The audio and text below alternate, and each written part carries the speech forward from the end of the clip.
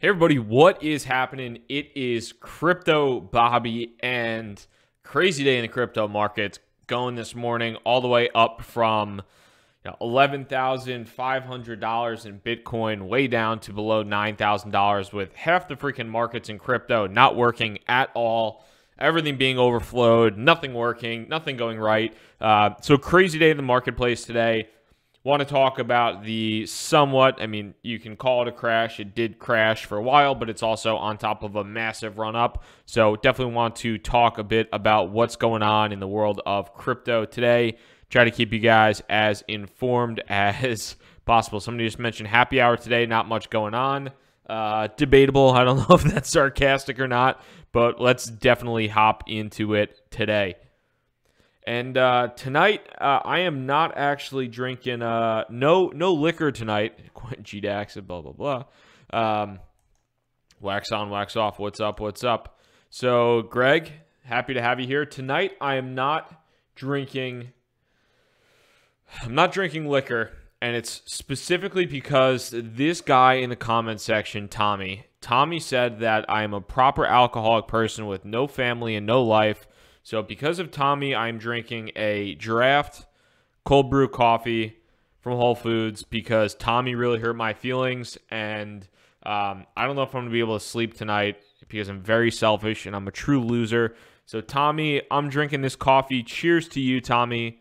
I appreciate you, your words of wisdom, and everything wonderful you've ever said. So thank you so much. And to everybody else, really thank you for your support. It built me back up from a deep dark place. So, dude, what's going on?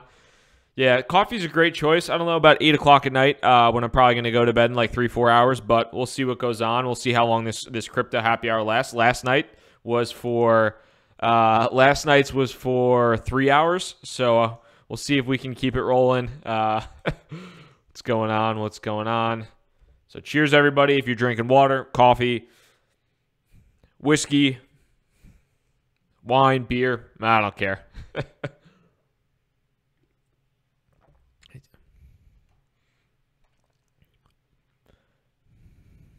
Taking a look at some of these questions. And guys, as always, I try to get to as many questions here as possible. But if there is something you absolutely must have answered, throw it in a super chat, and I will definitely answer it if it's in a super chat. But outside of that, definitely looking to talk about what's going on in the day-to-day. Somebody mentioned the stream is a little bit better. Yeah, the new laptop is all set up. Hopefully everything is looking good, sounding good, and we're in a good spot now. Finally got all the settings back configured in the right place, so we're good to go.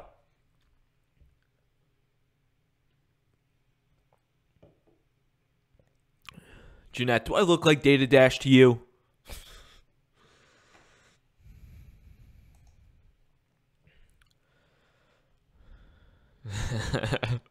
Awesome. So yeah, we'll just hop into it as these questions come in. What's going on, guys?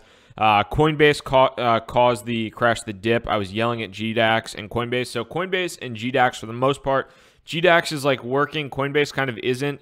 I sent Bitcoin to Coinbase, or I sent Bitcoin to GDAX like 3 hours ago, and it's still not there. Actually, it's sent to Coinbase instead, so it was weird. I had some Bitcoin on my ledger, and then, yeah, this is still live. I had some Bitcoin on my ledger, and I wanted to send it over to GDAX just in case things went really nuts, and at least have it in my possession to sell if I wanted to, if I wanted to buy back in lower or whatever it might be, just to get it in a place where I could, be liquid, a little bit more liquid than it was on the ledger. And I sent it to the address that GDAX gave me. It's not showing up in GDAX, but it's showing up in Coinbase, which is strange. GDAX and Coinbase, or GDAX tweeted about it, said something was going on. They got something fishy going on. I know a lot of people are like really mad because it cost them real money. I truly do think that. I think Gemini was down as well, but I really do think that like they are just getting so freaking overwhelmed, and it's really frustrating. But I'm hoping that the infrastructure and everything gets built out properly to handle these type of things as best as possible. We go to 15K tonight. I would highly doubt that. I don't know where we're going tonight. We could continue to go lower, but I don't think 15K is in the cards, but that's just me, a 50% gain. I don't know where those billions of dollars would come from. What's going on, Mexico? Hope you're having a good one. Stage 1, Operation Dragon Slayer in effect. That's why.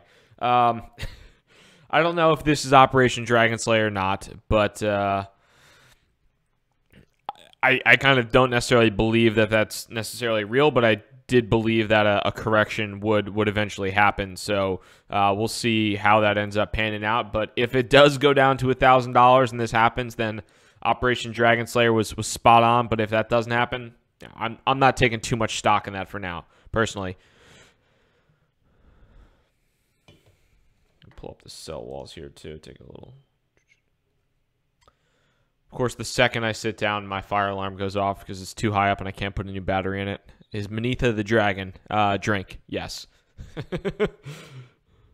I actually was curious today because there was one point where Manitha was like number 80 on CoinMarketCap, and I was curious to see what was how low it went. It was like 230 or 240. I was like, that's depressing. That's sad. I like to blame Roger Ver for everything. Doesn't everybody?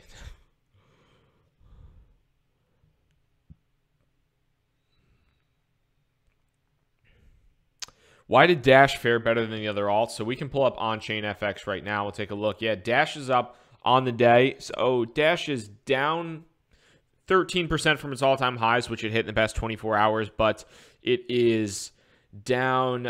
It's still up 13%. It's one of the only cryptos out there that's actually up in terms of US dollar percentage in the past 24 hours. The vast majority of other cryptos are in the red, like the vast majority. At least in on-chain FX, we're looking at out of the 57 cryptos that they have listed, they have definitely less than CoinMarketCap. But out of the 57 that they have listed, 3 are in the green in the past 24 hours on a US dollar basis. 54 are red. Going all the way down to the biggest being 10x, the second biggest being Golem, Civic getting worked pretty good. I need to update my portfolio tracker in on the website, but I ended up actually finally taking the move, and I've held on to Civic for a long time, but I ended up selling my Civic from the ICO that was up. I bought it at 10 cents. It was up to 32 cents is what I sold it at. I sold my Civic for the Bloom ICO, so I participated in the Bloom ICO today, the Bloom ICO, the token sale. I hopped into that, so that was part of the crypto I took off the table. I didn't put fresh fiat in there, but I figured I haven't seen a ton from Civic recently that it's really kind of gone up and gone up, and I haven't loved looking at the charts there, so I figured, now might be a decent time to take profits on Civic and move it into somewhere else. Little Jimmy loves crypto. Yeah, he does. So we'll take a look real quick, and this might be something too, because this is one of my, these are one of my guys. But somebody mentioned, why is ETN up? Is ETN up? So it's Electroneum is pretty simple why it might be up, because it's only traded, I think, right now still by miners. They don't actually, nobody from the ICO can trade it, so it's extreme. Ethereum blockchain is live, but you can't do anything with it. So the only people that are trading it are miners.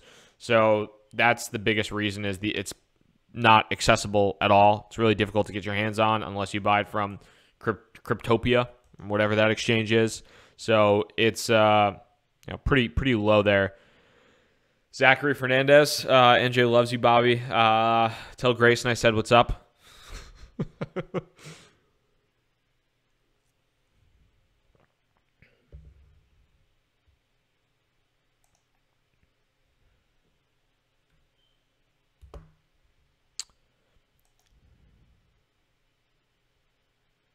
Tommy. So taking a look at some of these questions here. Did Cardano get added to the Korean exchange CoinRail? I don't know if Cardano did off the top. We'll take a peek here if they're trading there yet. So Cardano had $208 million in volume in the past 24 hours, which is pretty nuts. But I actually took the vast majority. I talked about it in today's video. And I took the vast majority of my profits on Cardano. today before the drop off, so that was actually pretty well timed. I'm looking to re-enter if it dips lower, which I think it might. Typically, I don't know. That was a 300% spike, and I wanted to take a good amount of profits, but yeah. So that's kind of what I ended up doing was taking a decent amount of profits there on Cardano, the vast majority of the position.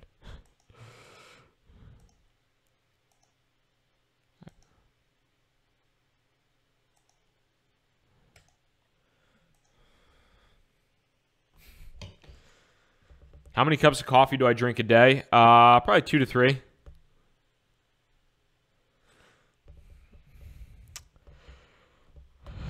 Taking a look at some of these questions. So the Big Bang Theory episode is, I think that's tomorrow. Yeah. Where's my man?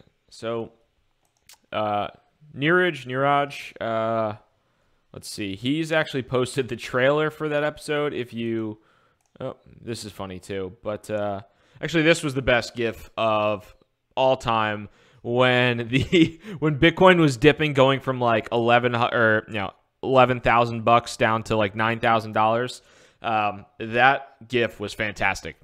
Welcome to the fucking show. Like, let's roll, baby. So we'll see what happens there. But he has actually posted. I'll throw his Twitter up here. I'm not going to go all the way back to search it, but he's posted the Big Bang Theory trailer. It's like a 20-second trailer. But I think I'm not a Big Bang. My mom watches Big Bang Theory. I've watched episodes before when I've been extremely bored. But I'm not a religious Big Bang Theory watcher. But my mom is definitely going to text me after she watches that, being like, "Oh my god, that Bitcoin thing that you always talk about is on here. Like, what's that about?" Because I think that episode's about like Sheldon and those guys losing a Bitcoin wallet or something like that.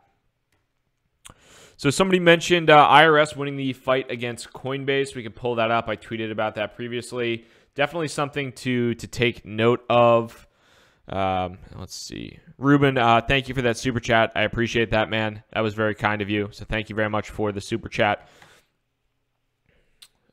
Let's see. Pop into that. So, well, two things about Coinbase and GDAX, but Coinbase is, interestingly enough, I don't know how many of you might be new. I'd actually love to hear this. If you are new to cryptocurrency within the past month, let me know. Let me know in the comments. I would love to hear how many people are new or how many people have been in crypto for a long time. That's definitely something to take a look to. I'm curious about, but Coinbase is now in the top 10 of the entire App Store, right behind Gmail and Google Maps, in front of Pandora and Spotify, which is pretty nuts to think about. Pretty nuts. So it looks like we got a lot of new folks. Dawson, Tyler, Kwani, Ryan. What's going on? What's up? Been in for 2 months. Been in for a while. Want to start. So it looks like we got a lot of newbies. What's up, James? Holy cow. Well, welcome to the show. And hope you didn't buy at 11,400. But we're in an interesting spot. So we'll definitely talk about that. But here's something interesting. So to that point, this is from back in 2013 to 2015. But Coinbase was ordered by the District Court of California to essentially, they have to produce the documents for accounts that have traded at least $20,000 on one transaction, whether it's a buy, sell, send, or receive in the year between 2013 and 2015. I think a lot of I'm definitely going to be, all on top of my taxes this year, because I think this is going to put the fact that, first of all, Coinbase gets a lot of crap, sometimes deservedly so. Like today, Coinbase and GDAX crashed. That wasn't great, not good for a lot of people. But they also, I think, fought pretty hard to make sure that, they were able to protect their customers and kind of not have to give the IRS every single piece of data about their customers from 2013 to 2015. But I think anybody claiming anything from Coinbase in the near future is definitely going to have a target on their back personally, because I think if the IRS is suing you, then they probably don't like you too much. Taking a look here. What am I on Twitter? Why am I on Twitter? Kyle, trying to invest in the Bloom ICO. How do I use ERC20 tokens? So if you're not familiar, I don't have a video on it. There might be a couple out there, but basically real simple. If you use, I use my Ether wallet when I invest in ICOs or when I participate in ICOs. And the big thing that you can do once you do that is basically I log into Ledger. I don't have my Ledger connected, but I log into Ledger, or you can use Mist or whatever it is. You log in and then you send that Ethereum, the amount of Ethereum you want to invest in that ICO, and there's a smart contract on the other end that allows you to. There's a smart contract on the other end that allows, basically, that will provide you with a specified number of tokens, specifically in this case, Bloom tokens or the BLT tokens. This will provide you with a specified number of Bloom tokens in response to the number of Ethereum you sent over. So it's an automated process once you're sending that to the right address, but you have to make sure that you send it to the right address. Kyle, I'm assuming maybe you might be on the white list. I was on the white list, so I participated in that ICO today. Have I ever mined? Yes, I have mined before. I used to mine on my laptop with a GPU, which wasn't good for it. And I was also in crypto back in the day when you could actually mine on, when you used to be able to mine on these bad boys. Where are they? These were awesome. These were so cool. You would stick them into your laptop or to your desktop. And I bought a USB fan and I would run it. I would run the miner here. I would run the USB fan on top of it. So you would need the fan to cool it off, because that miner literally turned into like 1,000-degree melting pot of just gobbledygook. But there used to be people that literally had like mining rigs like this. Now those are completely ineffective and you can't do it anymore. But those were awesome at the time. I really enjoyed those. Taking a look here. So, Nimanthi, thank you very much for that super chat. I do appreciate that. Very kind of you. Jay Griniaz, I'm not pronouncing your last name right, but thoughts on casino coins in 2018, EDG or Funfair? Quite frankly, I haven't looked too much into casino coins. It's not something I've done a ton of evaluation around, but it's definitely something that I think has a pretty legitimate use case in cryptocurrency. I personally have enough fun gambling on these cryptocurrencies in and of itself. I don't need to actually roll the dice on those anymore than already meets the eye here. So I am, for the most part, good with where I'm at with those. But outside of that, it's I think it's an interesting use case. I think Funfair, I've heard some decent things about. I haven't checked out the website too much recently. Decent sized cryptocurrency, over $100 million in market cap. And there's a couple other ones that are doing it as well, but I haven't gotten a chance to play around with it. The use case, and I think smart contracts in particular and how they might work, whether it's blackjack or craps or whatever it might be, pretty cool stuff. So, Chase, I appreciate that super chat. What originally got me into crypto? My finance major? No, I was a marketing major, and I work in tech sales. I have a master's degree in information systems, which is halfway useless. But I really like the tech side of things. I saw it's pretty ridiculous, but like back in 2013,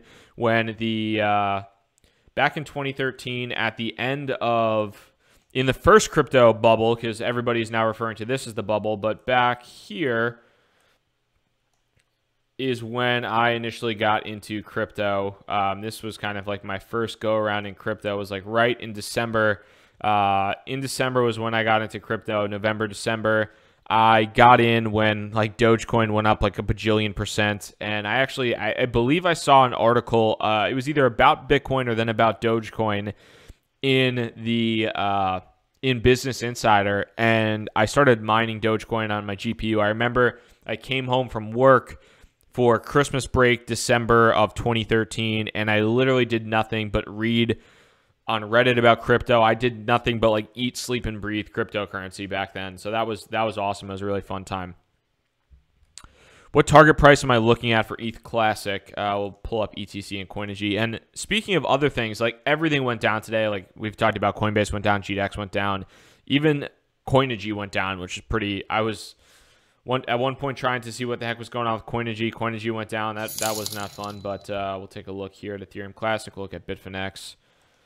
USD-wise, it's pulled back a little bit. It was up all the way to $33 or so. Now it's at 26 bucks. I need to do a little bit more diligence on just price action overall from Ethereum Classic. I'm not really looking to get into a ton more cryptocurrency for the most part, unless I see something super, super compelling.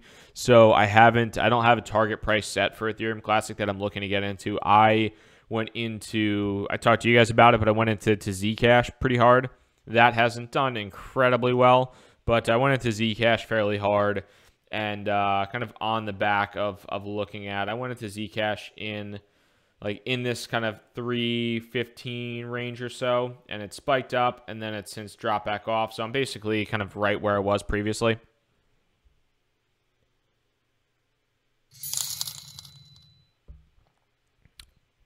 So Sean mentions in a super chat that Unit, I'm not too familiar with Unit, quite frankly, but they were $189 on Cryptopia, only 50 cents on the other exchanges. Did I notice that? No, I did not. But they wouldn't let you deposit to get in on the action. That's typically what happens in a lot of cases with these. In a lot of cases, what seems to happen with some of these awesome arbitrage opportunities, you look and you see something and you're like, oh my God, this is the best arbitrage opportunity ever. And then you try and throw money in it, or you try and move money and the wallet's disabled or something's broken. And then the arbitrage opportunity isn't real. It's just it looks like it's on paper, but it's not. So something to consider when you see that. I would always, before you throw any money in, I would definitely check and see is that real? Is that going on? What's happening? So I would definitely check on the arbitrage information to see if in fact you can do what you want to do. Thoughts on Numerai? This coffee's making me feel great, I got to admit. So maybe my man Tommy, or whatever his name was right. Maybe I should not drink any wine because I was hurting a little bit. Somebody asked last night, I was hurting a tiny bit. But thoughts on Numerai? Thank you for that super chat, Anthony. Take a little bit of a look. Pull up the website here. It's not something personally I have a ton of interest in. Hedge fund built on. I feel like I've heard the CEO talk about, or one of the founders talk about how they're doing things. He was on a podcast, I believe, at some point fairly recently, or maybe a couple months ago this summer. But it's not something that's super interesting to me. It's a good idea. It's an interesting idea, but I think in some cases, it's probably one of those. I haven't done a ton of deep dive into the team and everything like that. I feel like I've heard them speak on a podcast before, but it's probably one of those things where it's an actual legitimate company, and they're probably have a lot of positive things that they're doing. Number one, I don't necessarily know. I mean, do they need a token to have a hedge fund built with data scientists? Number two, I'm a little bit more interested in some of the platform plays and some of the more ambiguous cryptocurrencies that are harder to measure than I am things like maybe 10x or something like some of the credit card things, or something like Numerai, where you could look at how well it's doing, how if it's a product, how it might be doing. So I've been looking at some of the things. I mean, Bitcoin is very hard to value for the most part. There are some companies out there, some people out there that are able to try to correlate the value of Bitcoin due to the number of open wallets or due to the number of transactions on the network. Maybe same with Ethereum or things like that. But for the most part, it's pretty difficult to run through valuations of these cryptos. So definitely something that I keep in mind. Thoughts on Bitcoin Silver? Is there a Bitcoin Silver? I have no idea. Alabama, what's up, my man or woman? 50, I'm 50, need your help. Could you refer me to someone to contact? Love it, don't mind fee, trustworthy, thanks. I don't necessarily, if you have something you specifically need help with, I don't really know. I appreciate the super chat, but I don't know, what you might need help with there at all. So let me know. Am I a Bitcoiner? Who knows? Bloom Shakalaka. Yeah, I'm hoping I put a good amount of ETH into the Bloom ICO, so I'm hoping that that ends up going well. We'll see what's going on.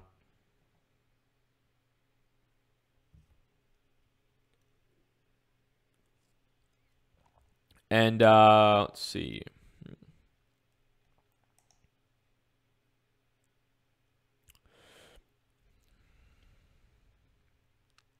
Thoughts on Bitcoin.com? Roger Ver owns that. I mean, Roger Ver bought Bitcoin.com before there was Bitcoin Cash. I know, in some cases he likes to blur the lines between Bitcoin Cash and Bitcoin.com and all that stuff, or Bitcoin, and tries to say that Bitcoin Cash is the real Bitcoin, or argues that, and whatever legitimate points he has. I think sometimes the way in which he goes about his arguments is not great, but I think that you just got to be aware, and like anything in crypto, you have to do your own research and see that Bitcoin.com is owned by the proponents of Bitcoin Cash, and they're going to do certain things like that. Charging 2.5% on Bitcoin purchases. I don't think that's that crazy. I haven't ever bought anything on Bitcoin.com, but I think Coinbase charges 4% on credit card or debit card purchases and 1.5% on bank purchases. So it's not like they're charging 15% or something like that. Did you see some of the margin accounts get melted today? Yes, I did. Pretty funny stuff. What do I think about the Indahash ICO? Would I participate? I personally am not. They reached out to me. I think one of the founders or the marketing managers reached out to me from Indahash, actually invited me to go out to their office, which would have been pretty cool. I think it's somewhere in Europe. I just wasn't interested. And I didn't necessarily see a massive reason why there needs to be why it needs to be tokenized, but I kind of thought the same thing about Power Ledger. Power Ledger crushed it, so I am by no means always right.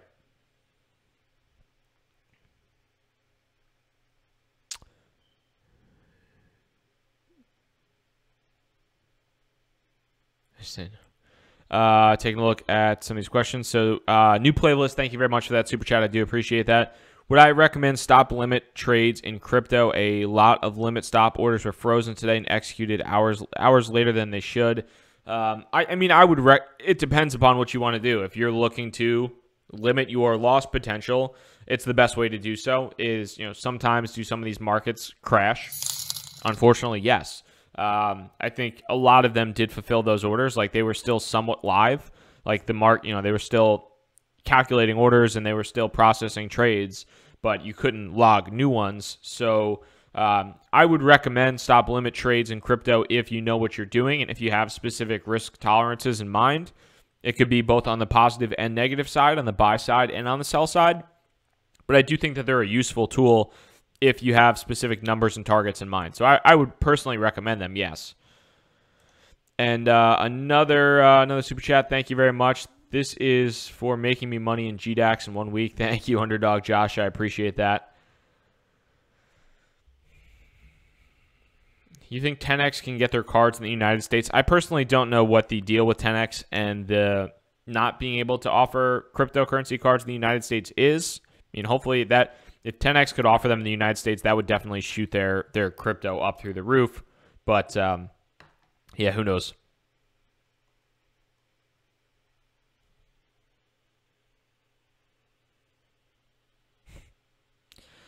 Watch.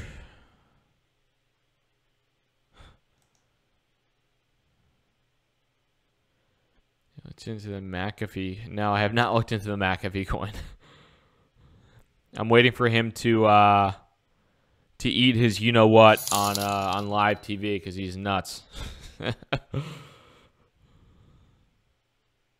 Why is Enigma spiking? I do not know, to be honest with you. Off the top of my head, maybe there's some type of news driver, maybe there's not, but I do not know exactly why Enigma might be spiking. Yeah, it's up 73% right now. Ooh, heyo. Let's see. Maybe Twitter knows. If you guys know in the comments, definitely let me know. But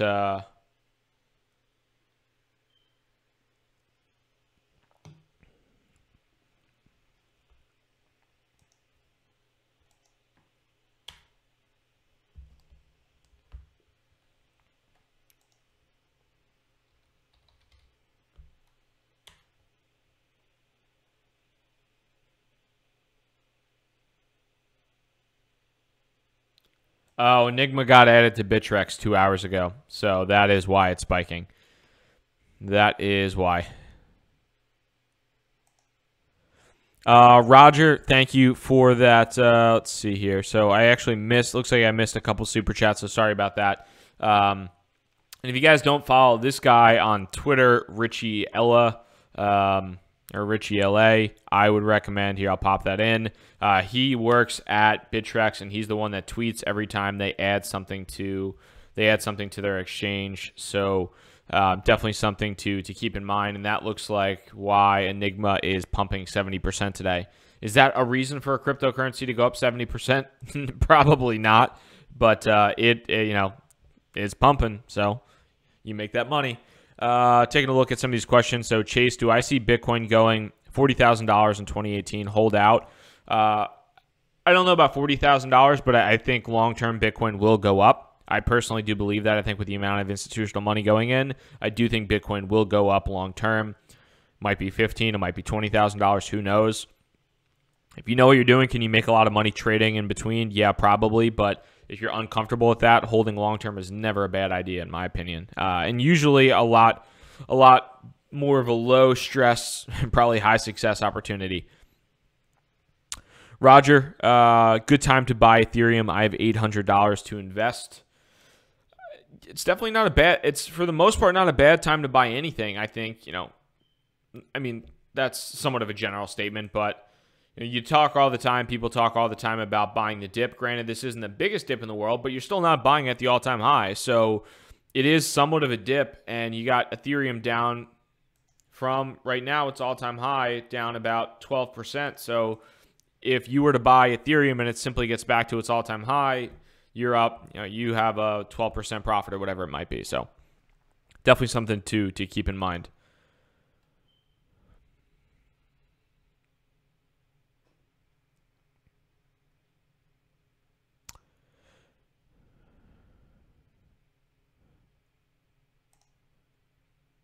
Taking a look.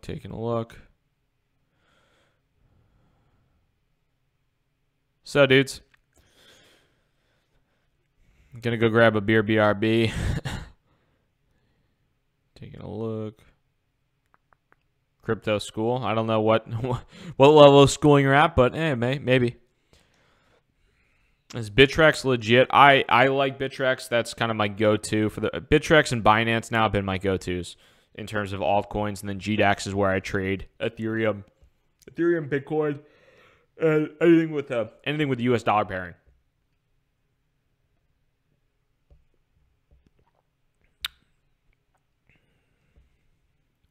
Do you think this is institutional money moving the markets like this? No, I don't think so yet. Potentially on a light basis, but everything that I'm aware of in terms of the number of institutional investors, and it was even Chris Berniski, I think, was on. So Chris Berniski was even on, who is the guy who wrote Digital Assets, which I really like. It was on CNBC yesterday, and he said that institutional investment in the space is basically at zero. And that's somebody who owns a crypto hedge fund and used to be an analyst on Wall Street. So that's something that I think is definitely notable. I mean, there is some institutional money in the space, but for the most part, I think your institutional investors aren't there yet. Why not Gemini Exchange? I've always had I had a Coinbase account back when I started with crypto in 2013. And because of that, I've had a GDAX account, and I've just always used that, and I've never had any real problems with them for the most part.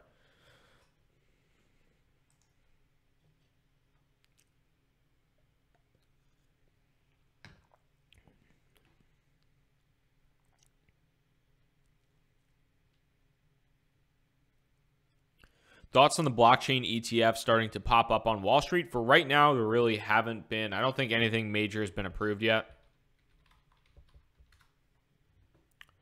New blockchain up. So there have been multiple ETFs, Bitcoin ETFs that have gone up for approval, but I don't think anything has the Winklevoss brothers, who own GDAX, tried to get an ETF approved. That got turned down. Van Eck, which is a pretty big money manager. So Van Eck funds, you can see the They are a global money manager based in Manhattan, where I'm based out of, and they tried to get a Bitcoin ETF approved. They got shot down for that as well. They had to axe that after that got turned down. So that was the SEC shot that one down.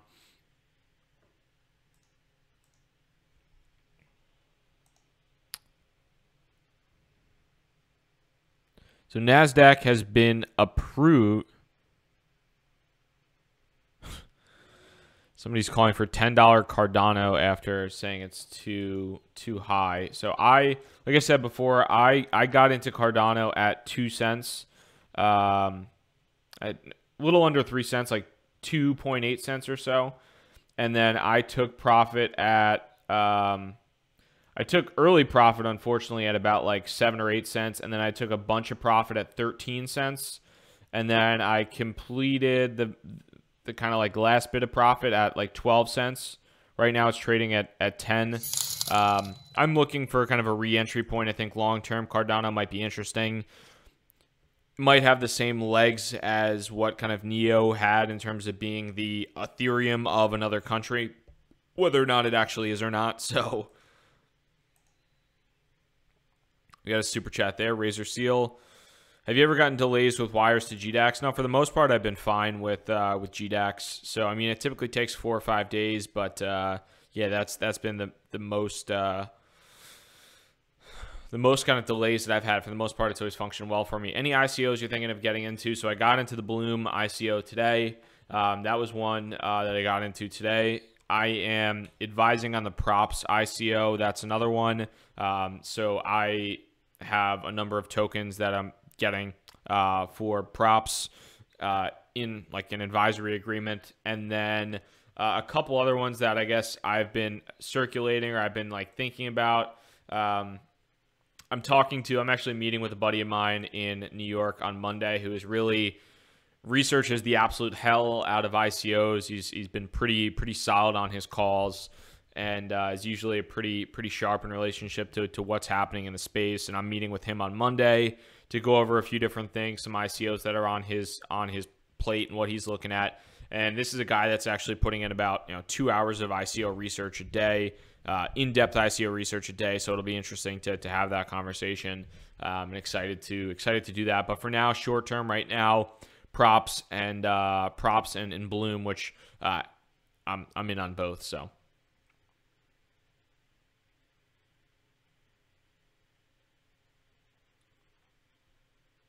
What kind of wallet do I recommend for accounts over $1,000? BLT token sale, yes, is the same. A token sale and an ICO is the same thing. It's just different. Have different wording. Let's look at this. So Power Ledger, $10 in 2018. I personally would doubt that. I mean, that's almost a 20x ROI, and you're looking at like a $3.5-4 billion cryptocurrency. I don't know about the overall supply, but that's pretty aggressive. I don't know who might be circulating $10 Power Ledger or what that might be, but I don't necessarily know. I think in some cases you want to be fairly conservative. So one question there: when does Bloom hit an exchange? I do not know. That's an interesting thing as far as ICOs, is how well the relationships that teams have with exchanges prior to launching, and then how quickly they can get launched on an exchange. That's definitely something you want to think about, because I've talked about it before, and I joke around with a couple of my buddies, the Ether Delta graveyard, we call it, when an ERC20 token has an ICO, or when there's an ICO and the only place it's trading is on Ether Delta for like months, like that crypto's dead. Like it's just dead. It's done. It's dead. You ideally want to have the companies that know what they're doing, have built relationships before the ICOs, and once the due diligence passes, they're going to get quickly listed on maybe a Binance, or preferably like a Bittrex or whatever it might be. So that is definitely something you want to keep in mind and take a look at as you continue to move forward, because the companies that are the ones that get listed the quickest are the ones that you want to be a part of, but it's not easy to evaluate that, so who knows.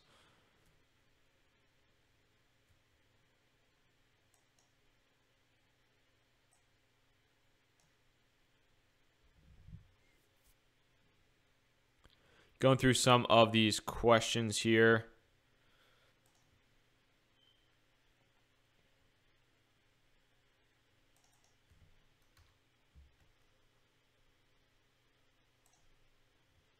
So I'll pull up Bitcoin for the time being, see where that's at. $10,300. So nice little bounce back. We'll see if it can continue to make that move upwards or not. But that's, I think, pretty impressive bounce back for sure.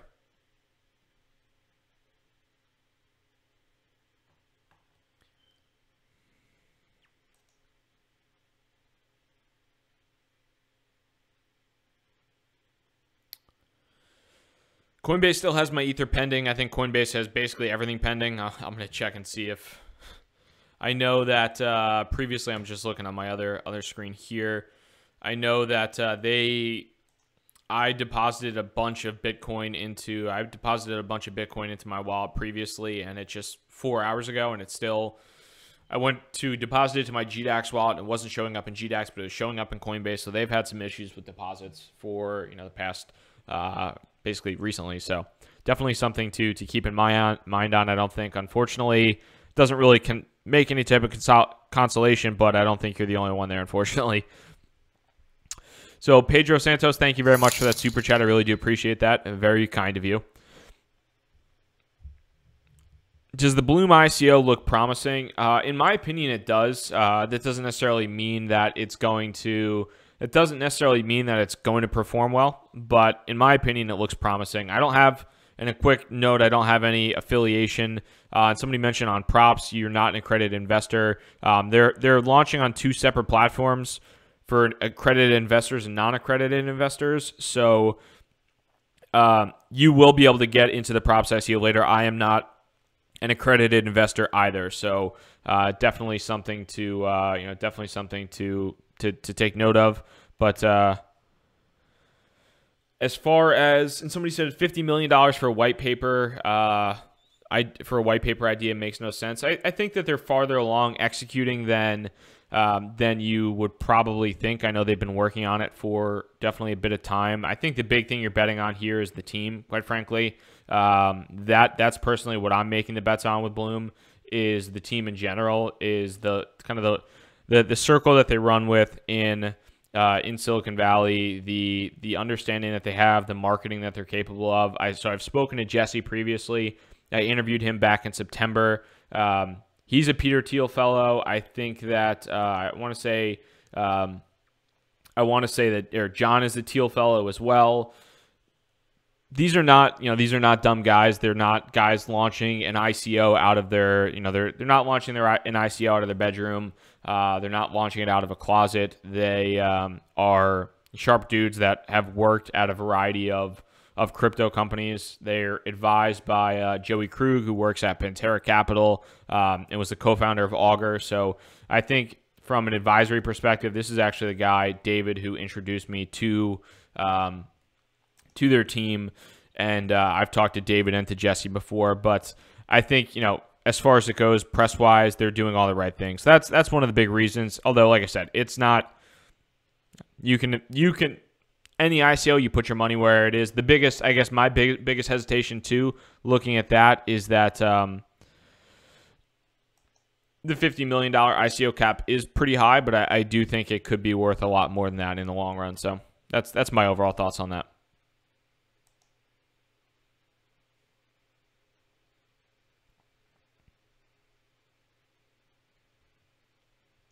Taking a look at some of these questions here. Thoughts on wallets that earn interest. So I was actually curious about this previously, where I was just looking at top proof of stake coins. Here we go. So this was something that, so Bloom versus props, who are you taking? I'm participating in both, so I don't know one or the other. Kind of depends on which way you want to go, but I'm hopping in both.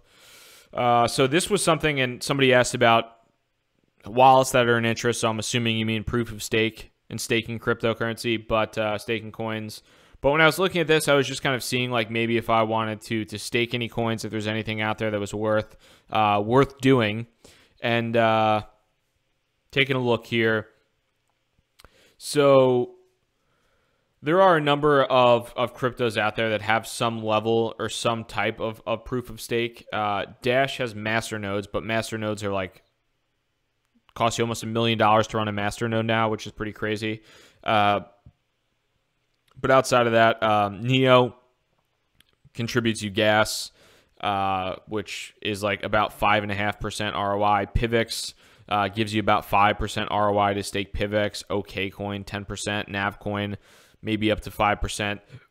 Looking at this, and I was looking at some of these cryptocurrencies, I just don't feel in a lot of cases that it's probably worth the risk to buy a cryptocurrency just to stake it when it might go up. You might get 5% from staking it, but you also might, if you're gonna buy a worse cryptocurrency solely for this point of staking, then I wouldn't recommend that.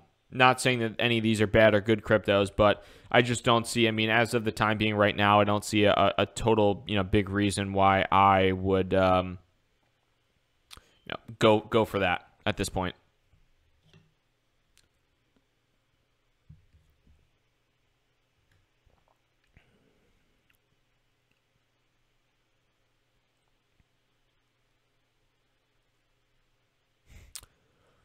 What do I think about BitConnect? Looks like most YouTubers invest in that. Anybody else want to answer that for me? What shape is this? Maybe it's getting cut off in the camera, but what shape is this?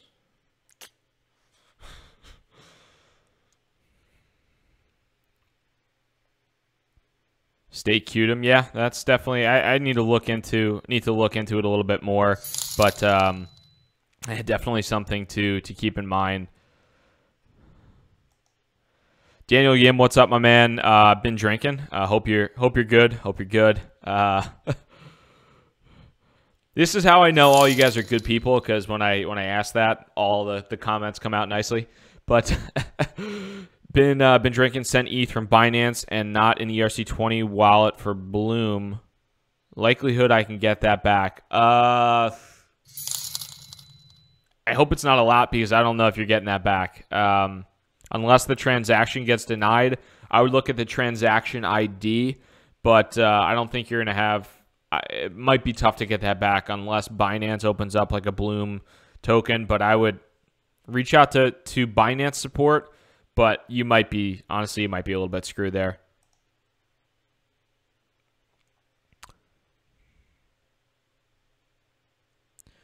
So thoughts on the props token price of around 12.5 cents, given its established business. How would you guess the appreciation? So they have a hard cap of 25 mil, which I like. That's a lot more of the. That's a lot, I think, more important, the overall market cap rather than the total. Rather than the price of the cryptocurrency. A lot of people, in my opinion, especially if you're new, this is for you, but a lot of people get held up looking at. People get held up all the time looking at the price of a cryptocurrency and saying, I want to buy something under $1. I want to buy something under $5. Meanwhile, the crypto that's up the most, one of the cryptos that's up the most today, at one point at least, was Dash, which is $725.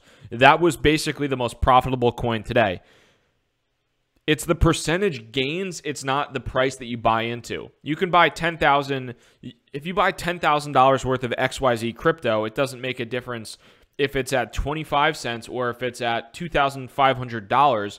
If you're making a specific percentage gain, that's what matters, not necessarily the price. But I do like the overall market capitalization and the conservative nature that Props has, and I think they've priced it conservatively to boost when it goes in the market, but we'll see what happens. I'm hoping it does well.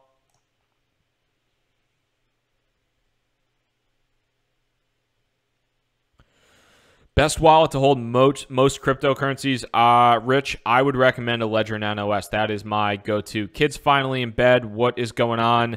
Need a recommendation for how to learn graphs, market trends. Any recommendation? What's the conference in Vegas? If you guys are looking, or if you guys are around Vegas, whatever it might be, I'll pull up this bad boy. But if you guys are around Vegas, December 9th, I'll be speaking in Vegas and talking a little bit. with a couple other people in the crypto space. So if you'd like to join for that, I had free tickets before. I gave those away, but if you'd like to join, the discount code for that, it's CryptoBobby15, just one thing. So the code is CryptoBobby15 if you want to go to that. If you're on the West Coast, would definitely love to see you guys there.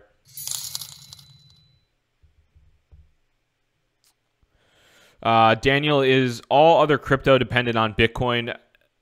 It's not completely dependent on Bitcoin. Everything is pretty, I would say things are heavily correlated to Bitcoin driving the overall market. Although there are certain times when specific cryptocurrencies will diverge from Bitcoin due to news or due to rumors or whatever it might be. For example, Enigma today is up 67% because it's getting added to Bittrex.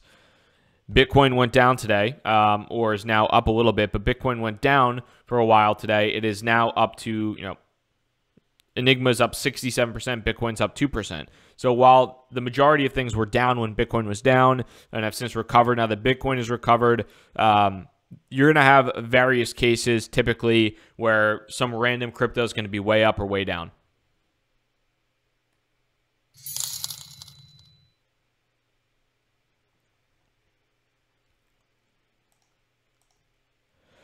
CoinMcCoinface, what's going on? Neo has one project on it? Yeah, Neo, I'm not in on Neo right now. I think there was a lot of kind of negative information about Neo previously, at least after that last pump that they had, that I think some was valid, maybe some wasn't super valid. So who knows? But yeah, I'm not in on Neo or Qtum right now, but I have evaluated Qtum a little bit in the past. And I would consider potentially jumping into Qtum at some point in time for sure. Have you looked into the Naga ICO? Any thoughts? I have not. I have not looked into that ICO at all. Let me see if I could pull that up.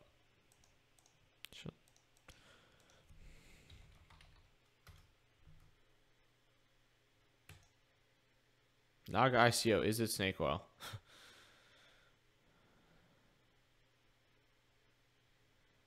Pre-sales ended. $15 million in a pre-sale. That's a pretty big pre-sale. I don't know, quite frankly, too much. Is Roger Ver advising it? I don't know. I need to do a little bit more research on it to give you anything realistic. If Roger Ver is actually advising it, typically he has enough money to pump.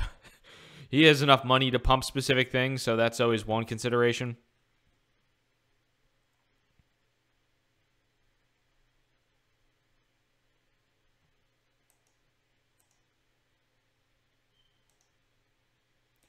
What do I think about the ICO Wax? I know Mike Novogratz has mentioned Wax before. I think he mentioned it on CNBC. So definitely something I think that has pretty big institutional interest in it. I did not participate in the Wax ICO. It was a pretty big, they raised, I believe, a bunch of money, or really pretty good amount of money. So I didn't hop into it. Weed coins, hype or good use cases? I think the weed pot coins, in my opinion, are probably mostly hype. That's just my opinion. I think, there have been a couple ICOs where they've literally just said marijuana blockchain, and then people are like, oh yeah, here's $20 million. You're going to need more than a white paper and throwing a joint on the front of a white paper to convince me that you need any money whatsoever. So something to keep in mind. Qtum convinced an ETH token to launch on them. I'll definitely have to take a look at that. Am I worried about the fact that Props will have 1 billion tokens? No, I'm not. I think people. So number one, it's supposed to, at least in my mind, it's going to be a trend. I do plan on using the Props platform when it does come out, and I do plan on doing YouTube lives on Props and experimenting and seeing how that might work out, and seeing if I can bring you guys up on. If I can, instead of having just reading off on a super chat and talking to you guys, I can actually bring you guys up on the screen and talk about it, and have you ask me questions literally live if you want to do that, and I could tip you guys for good questions, or vice versa, whatever it might be. But I don't think a billion supply there is anything crazy, and I also don't think that a lot of people focus on supply a lot. Unless it's like a trillion coins, I don't think it's that nuts. But yeah, that doesn't super concern me, quite frankly. Am I a believer in Zcash? Yeah, for the time being, I've made a pretty big move into Zcash, so I definitely am a believer in that. I think Monero is also one that's really interesting. Privacy coins, I think, have some interesting use cases that I have been somewhat fascinated by personally. What do I think about Verge? Side note, oh, who's that guy? So now I don't look like you along with that Magic Mike guy. What's up, Sean? So what do I think about Verge? Pull up Verge.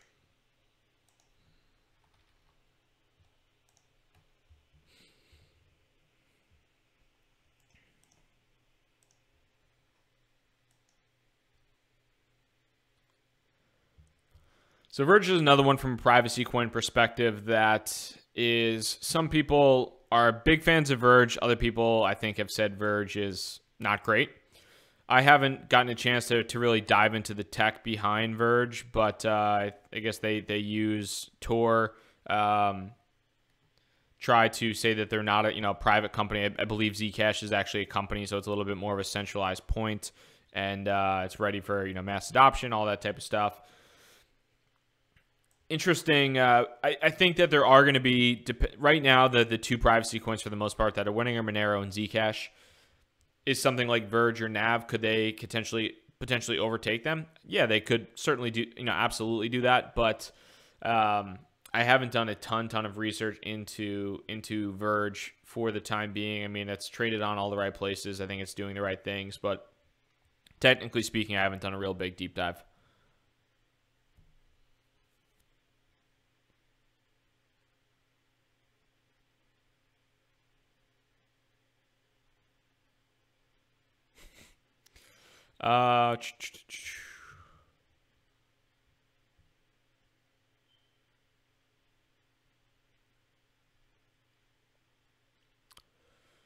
So looking at these questions here, isn't Dash a privacy coin? I think Dash has elements of privacy, or you can leverage it for privacy. You show the link where you buy. So if you want to participate in the Bloom ICO, I think this is where you would want to do that. The whitelist, you could participate today if you're on the whitelist. If you weren't on the whitelist, you can do that. You can participate tomorrow. Thoughts on putting 80% of your tokens into a 12-month vesting schedule in exchange for a 20% discount during the props pre-sale? I think in some cases that might be, it depends upon how you want to do things.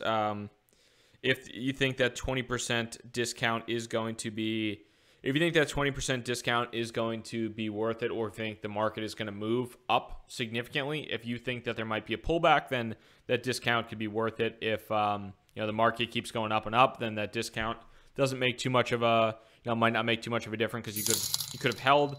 But I think it's an interesting thing. I mean, I personally, just as an advisor, I think I have my crypto with props and investing schedule. I don't recall off the top of my head, but that's kind of how mine's structured. Thank you, Anigos, for that super chat. What turns me off about Neo?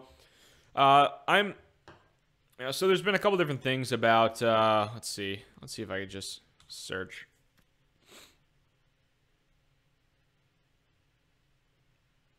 So this was an article I think that came out, or investor warning major. So if you want to read this, this was about the Neo red flags. Personally, this wasn't like, I've owned Neo before. I bought Neo at $6. I sold at 38, and then I made another trade where I bought at 32, sold at 42. But somebody did some research and posted this on GitHub. So somebody did a bunch of research, posted this on GitHub. What's up, Jordan? Everybody tell Jordan to, everybody just throw up a middle finger to Jordan. But Neo is a couple different things people have mentioned in this article that I posted on GitHub, where a couple points that somebody did some digging on, and other people tried to say, hey, this is FUD, it's not real or whatever. but saying NEO is incredibly centralized. There's only 13 validating nodes on the network. The blockchain has disappeared for hours at a time before. The GitHub has sparse information, and there's only been a couple different contracts that have ever been deployed on the network. And the East, which is, it's supposed to be the crypto of China, whatever. It's supposed to be the crypto of China, whatever. It basically is only trading in the West, so there's not a lot of connections to the government or whatever it might be. So that's something you want to keep in mind. Some people have combated this, but it's looking at it, I think some of this is definitely valid, but this isn't necessarily why I would be turned off. I personally just left the majority of like a long-term NEO hold when China banned ICOs and when China banned crypto exchanges or crypto-to-crypto exchanges in China. That was the big reason that I sold my NEO at $32 or $38, excuse me, because NEO was being advertised and was being hyped as, wow, that took one big dive today. Holy crap, on Bitfinex. NEO is being advertised as the cryptocurrency of, NEO is being advertised as the Ethereum of China, and then you can't really be the Ethereum of China if there are no ICOs in China. So that was, whether or not that's real or has a big play on anything, that was one of the big reasons I ended up selling at that point in time, but it was for a pretty significant profit.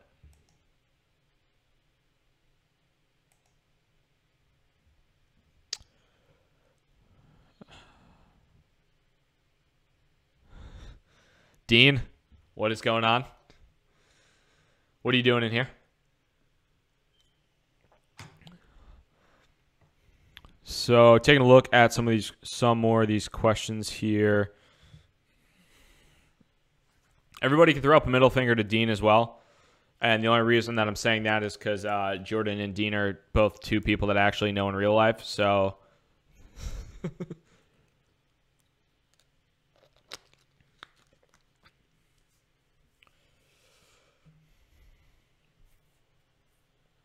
any idea why Cardano skyrocketed?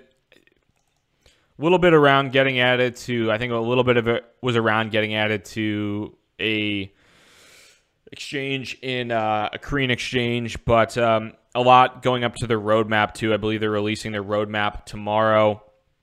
And I bought Cardano pretty early on, back in like the 25th time frame, and then it went up. Cardano went up at one point in time, up 300%. I sold it for like a 50%, sold some for like a 50% gain, then sold some for 150% gain, and then a 300% gain, and then sold it a little bit down here as well. So I kind of took pumps here and there, or took profit here and there, just because. 300% is probably not super sustainable. So when that type of return comes around, I think taking profit on it is not a bad thing.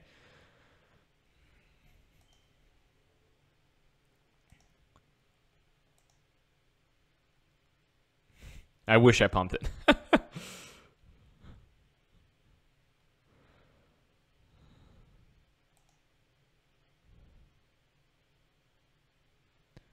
When will I be back buying into Cardano? I don't know personally. It's just kind of a depending upon where things end up. If things stabilize a little bit, I might consider buying in, but we'll have to see what goes on.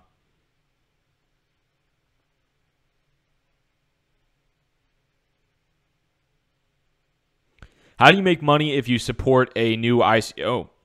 Is it because the token will eventually be on an exchange and that will go up in value? Yeah, typically that's, if you're trying to make money on an ICO, the way that it's going to happen is you're going to buy an ICO for a specific price. Let's just say a token ICO is at $1, and then when it hits an exchange, it will, if it's a popular ICO, let's say this is a common scenario, and then I will get to, I don't know who you want me to block. Let's see. Marlon, I'll get to your question there in a second, but there we go.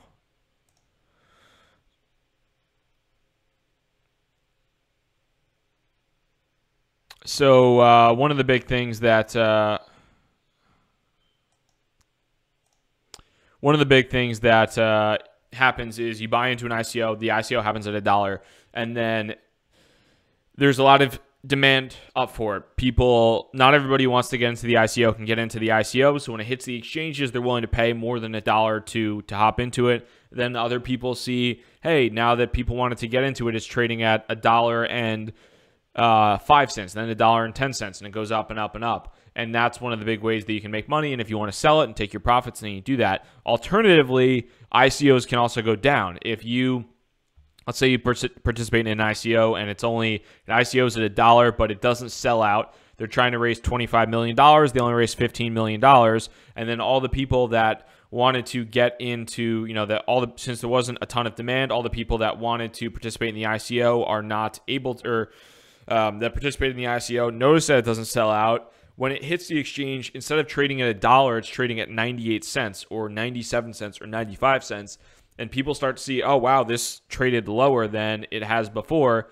And they start selling, and they are more willing to sell. They bought in for $1, but they start seeing it going down and down. And they say, oh, crap, this is going down even more. So I'm going to sell it at 95 cents, or I'll be willing to sell it at 94 cents, et cetera, et cetera. So that's, initially speaking, one of the big ways that ICO is just like super generally speaking works. Marlon, what is going on? Thank you very much for that super chat. I do appreciate that. What's going on in Austin? Did I ever take a second look at Kryptonium? Any chance you could shout out my homies Brandon, Mason, Aaron, and Caleb? What's up, Brandon, Mason, Aaron, and Caleb? Hope you guys are having a good one. Kryptonium. So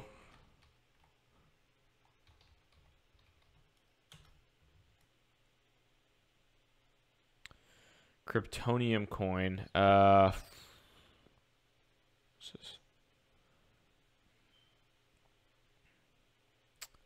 Or is it Crypterium? I haven't taken a look too much at Kryptonium or Crypterium personally. So I don't know if I could give you anything rock solid about what it actually is, or this looks like it might be it, but they have a calculation problem or something. I don't know what that is, but I'm not too in, or haven't had a chance to look too much at Kryptonium or Crypterium. Going through some of these questions here.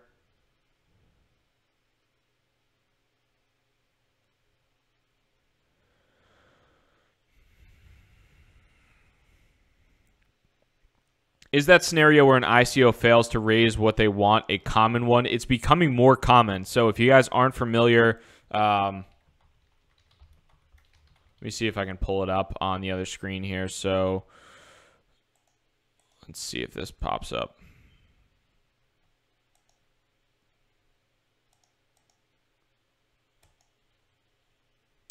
And my Google Chrome on my one screen just crashed, so...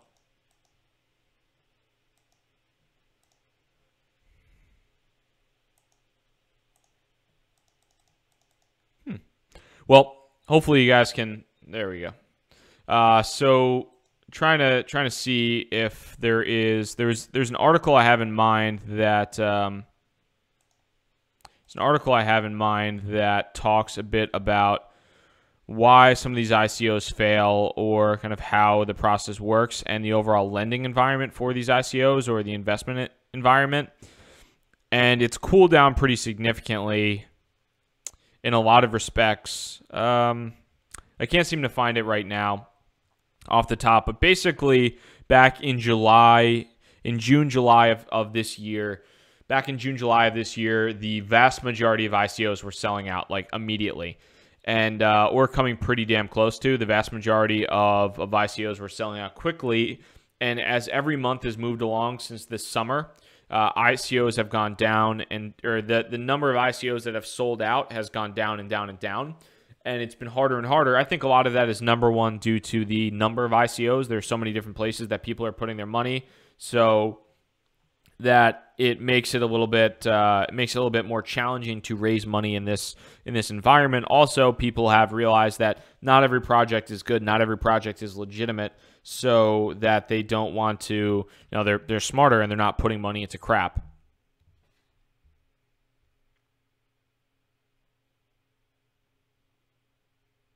I looked into the bank era ICO. I have not. I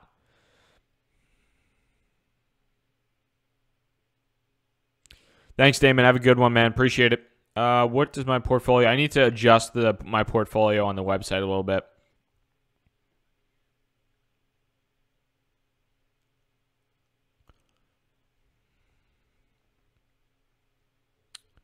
So looking at some of these questions.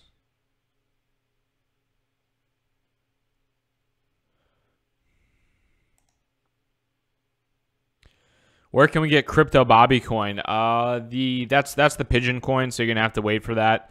I was actually a little bit bored this morning, and I was just looking at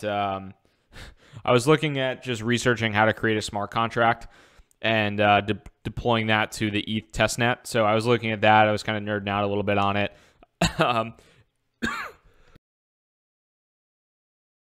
Thinking about just creating a fake pigeon. My pigeon ICO, my pigeon token.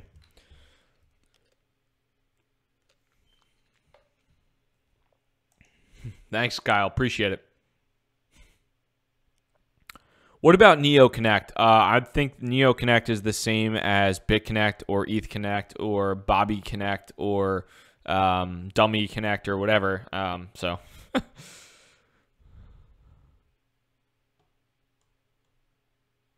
What's happening here?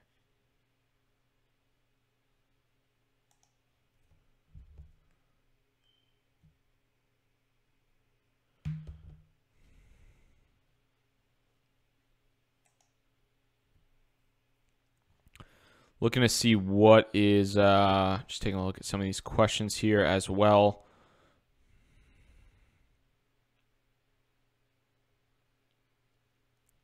Is Coinbase having delays confirming buy orders? Yes, I believe so. Definitely believe so.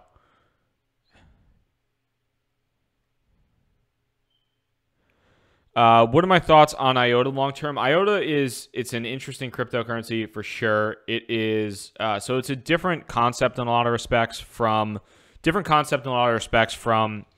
Bitcoin and the vast majority of crypto assets out there, where because they have a concept called the tangle, as opposed to if you're not familiar with what that is. So it's a different approach to, it's basically a different approach to running a blockchain type or a decentralized kind of network in a lot of respects. I haven't gone all the way through the deep research of the IOTA white paper, but I've heard the co-founders speak before. I've heard them, I've heard them talk a bit, and I've kind of spoken about it before as a moonshot cryptocurrency, and I think that's I think that's somewhat of a decent description of it. It is a little bit of a moonshot. Basically everything in crypto is a moonshot, but going through the process of but basically trying to run the Internet of Things on a cryptocurrency on a decentralized network, that is even more of a moonshot, and it's a little bit different than, the Tangle is it's a block less distributed ledger, so it's supposed to be more scalable and lighter weight, and it's basically allows you to have transactions without fees, rather than traditional blockchains or proof of work. There's typically fees associated with them. Even if they have very light fees, there's fees associated with them.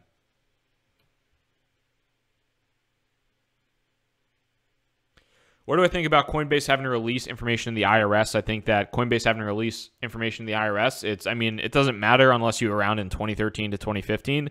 So personally, if you weren't in Bitcoin between 2013 or weren't in Coinbase between 2013 and 2015, really doesn't make a difference to you. If you were in outside of that, if you're in after that, just know that if you have a Coinbase account, that I would assume that the IRS is going to somewhat know about it, or be trying to keep an eye on it as well. So I know a lot of people are going to yell and say, hey, I hate taxes, I hate the IRS, blah, blah, blah. But I also don't recommend going to jail either. So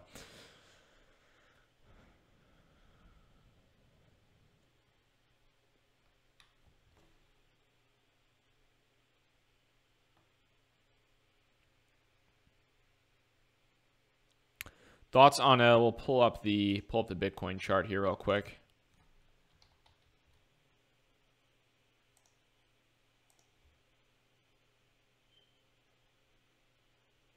So wow, we're at $10,040 or $400. It's crazy with the number of digits. I can't even speak half the time. But $10,400 right now. As we're looking at this, I'll pull up the market depth.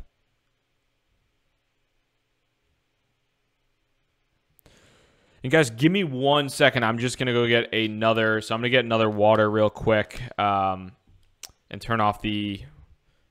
5 seconds here. Get another water real quick. Turn off the other thing. I'll be right back. Give me 5 seconds. Let's see if that actually does anything.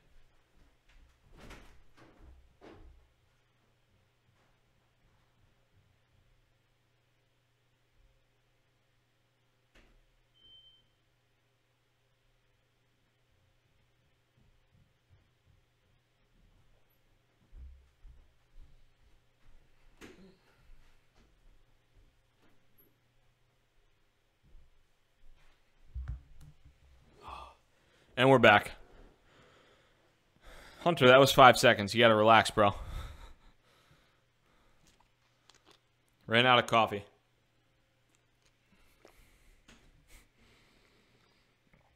My fire alarm goes off every 7 hours or so, and it's too high up right now. I bought the batteries, but I can't switch it, so I just want to jump off a bridge.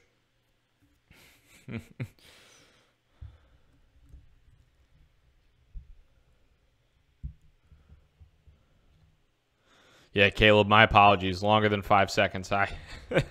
No ball back today. Yeah, I had a glass at I got myself a steak from Whole Foods. Had a glass at dinner, but yeah, I finished that bottle of Malbec from last night.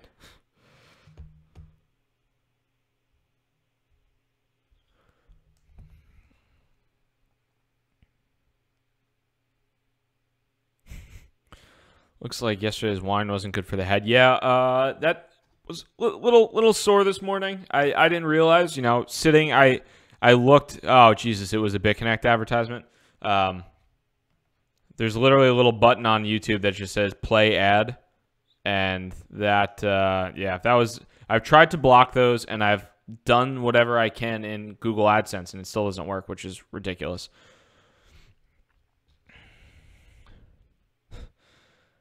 Explain how to avoid going to jail with all this crypto. Talk to an accountant. Never leave again. Sorry about that, guys. I did not know that advertisement would happen. Did not know that would be the one. I've tried to block it. I can literally go into Google AdSense and show you where I've tried to block it, and it still doesn't. I'll pull it up now as you guys are talking, and now we got Bitcoin at 10,000 force, whatever. Let's see.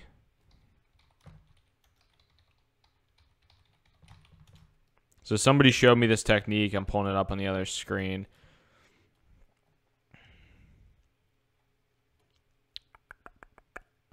Allow block ads.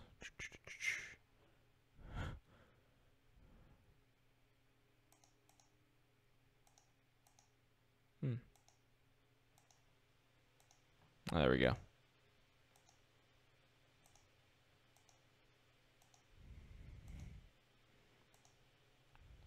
Where is it?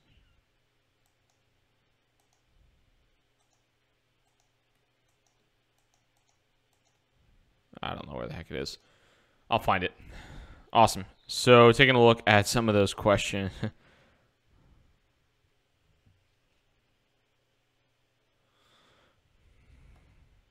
Don't do homework right now. What are you thinking?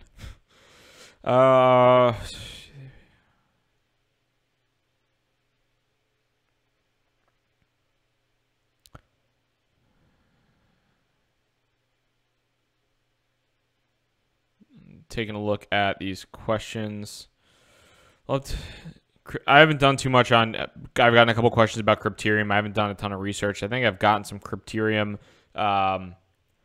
referral links in my mentions, so that's never a great sign. But yeah, who knows?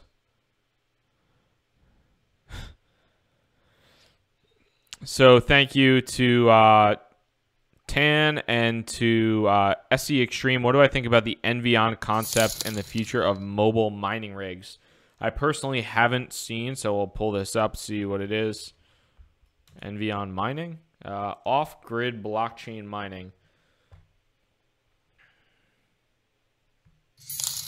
Listed in mobile modular CSC containers. Interesting. I haven't seen too much about this. Are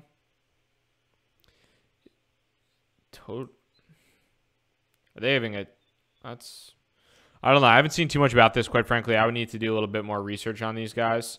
There's an ICO, which is... Pre-sale mobile mining, fairly interesting. One thing that I thought was cool too, where is, what's his face?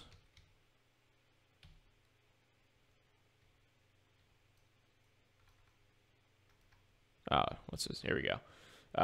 These guys are doing something fairly interesting where they built a crypto mine on top of a renewable energy source, So they're basically just getting free crypto. They're mining crypto for free, which is pretty cool, or something around that range where they have a waste to energy cryptocurrency mine. So they're basically taking in waste, transferring that pretty much into cryptocurrency via a tire feedstock, which is pretty cool, pretty interesting concept. So I would definitely recommend, I could put the blog in there, but I saw that on Twitter today, which a lot of people I think thought was pretty interesting.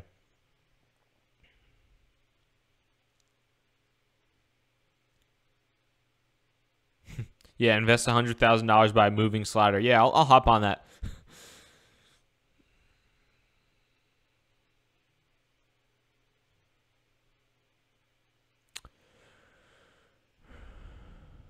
My farm is powered by the Springfield tire fire. Ripple will be the next Bitcoin. I guarantee it. I would not guarantee that. No. Ripple is very different than Bitcoin in a significant number of respects. I don't have any money in Ripple. I don't blame anybody for investing in Ripple, but it's a very different type of cryptocurrency with a different, I think, investment thesis than what is happening with Bitcoin. Ripple is significantly more centralized. It is trying to be the cryptocurrency or the platform to allow for really transactions between large financial institutions and banks, and be a settlement layer for banks, which is an interesting thing, but it's also a little bit different than what Bitcoin is going for. Very different thing than what Bitcoin is going for. But I don't know if Ripple is going to be the next Bitcoin. To say that Ripple is a centralized company, there is literally, if you go on, Ripple is a centralized company that is, I don't know what their funding might be, but a centralized company that has gotten funding before. They have VC backing. They are based out of San Francisco, I believe. It's a lot easier to throw valuations at Ripple than it is to throw valuations at Bitcoin, especially for institutional investors.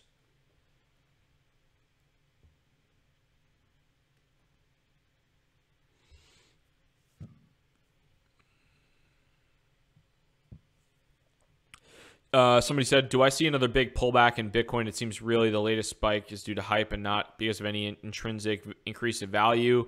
I would say that's fairly accurate. I do think the latest spike is number one due to hype, due to a ton of new people getting into the space. If you guys weren't here before when I showed that picture from Coinbase, where Fred Ersham, who is one of the co-founders, he's not at Coinbase anymore, but he's one of the founders of Coinbase. They are now in the top 10 in the App Store, which is a pretty big deal. I think they're adding 100,000 users a day, something crazy like that. But yeah, I think that a pullback would be fairly likely. I mean, we've seen a little bit of a pullback today, but yeah. If a pullback happens, I will be buying more. That's kind of my investment thesis. I don't think $11,000 is the all-time high for Bitcoin ever. If it is, it sucks, but it is what it is. But I personally don't think that, I think at some point in time we're going to see $15,000 Bitcoin. At some point in time we're going to see $20,000 Bitcoin. So I'm not afraid to pull the trigger on a Bitcoin dip. take a look at Mona, please, thoughts, and then somebody else. So thank you both for the super chat. Cryptoyola, appreciate you. Thank you very much for that super chat. That is very kind of you and very generous, so I appreciate that. Cryptoyola, CryptoChack. Take a look at Mona. So Mona, I believe, had a pretty nice run recently, and then might have taken a little bit of sell-off, if I remember off the top of my head. So yeah, Mona spiked up real hard. Where are we at? Little bit of a pullback in the past 24 hours, but Mona spiked up from, let's see, maybe $3 or so all the way up to $7 or $7, and now back down to $6. Similar, I mean, it's a less exaggerated move than something like Cardano, but a pretty similar spike up in nature where it's followed by a little bit of a sell-off. There's probably a lot of people that bought that top here.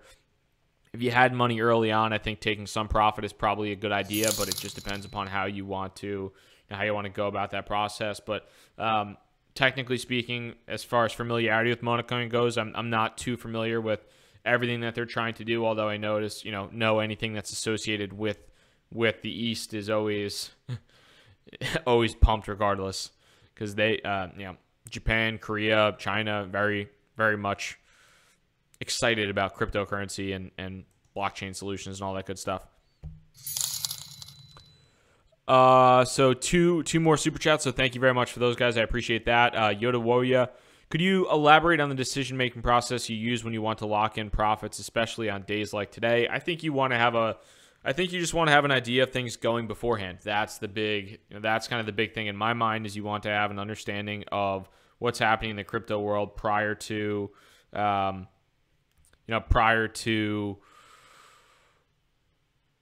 market movement like today. Like, you want to know where you want to take profits, and you want to know where you want to lock in some gains, and you don't want to let something like today make that decision for you. So I think that's a decision that you want to make beforehand, and you want to figure out the levels of which you feel comfortable taking profits and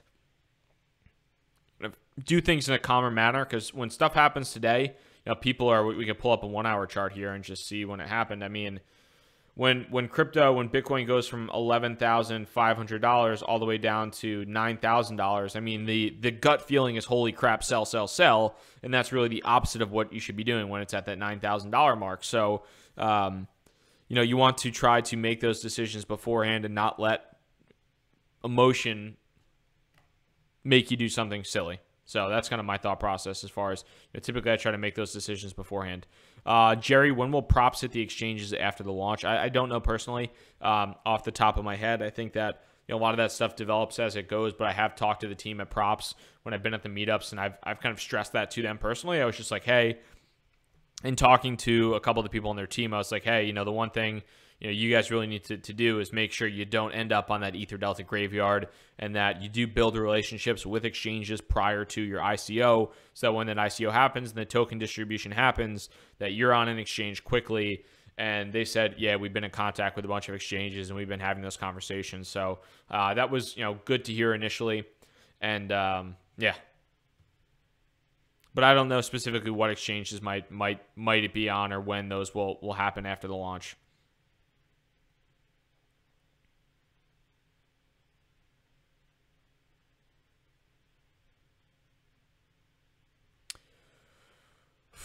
Most important question of the day: Star Wars or Star Trek? Do you hate me if I say I'm not big on either? Crypto instead?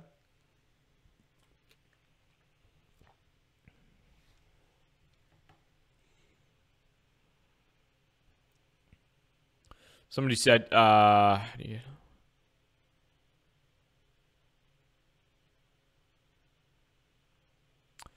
do you get in on a whitelist regarding an ICO? So a lot of ICOs will have whitelists. Some have pre-sales, some don't. Sometimes pre-sales ICOs are a really interesting topic. There's a lot of stuff that's going on with ICOs. So a lot of stuff is going on with ICOs, but from a whitelist perspective, you typically have to know before the ICO is going on. You typically have to know before the ICO is going on about what they're doing, kind of how that process is working. And then typically usually around a month before like the actual token distribution, people will post about joining the whitelist, and you can go through that process. So that's something that you just need to be aware of. Those follow the founders, whoever, follow the company on Twitter, and they will always post about their whitelist or whatever it might be. But it's something you typically need to see like in advance, and you need to be aware of it in advance before like a couple days before the ICO, because otherwise then that could be tough.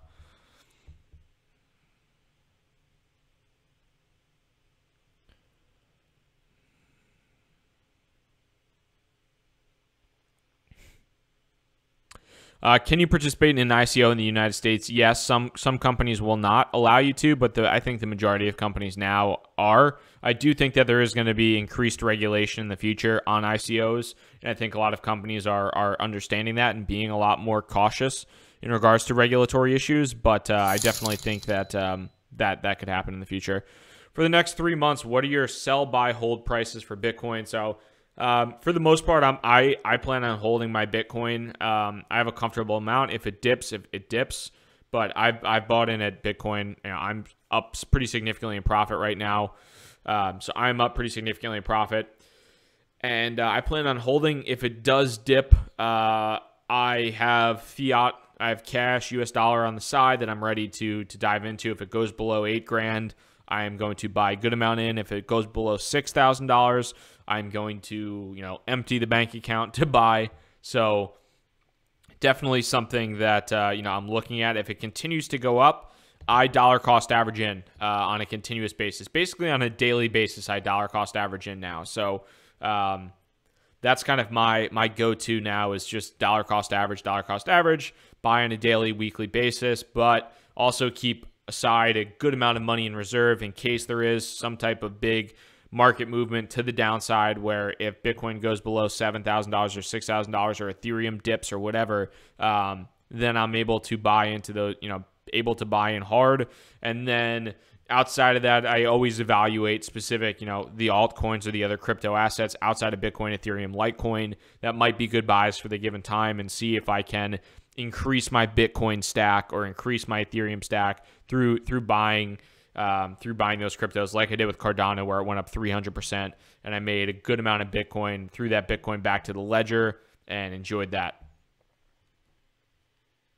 Should I buy Bitcoin or Ethereum now? I mean, if you want, buy both. I don't think that having one or the other is necessarily a bad thing. So I personally hold both. I think they're both good plays. They, in some cases, are fairly correlated together, but they also do accomplish somewhat different things as well.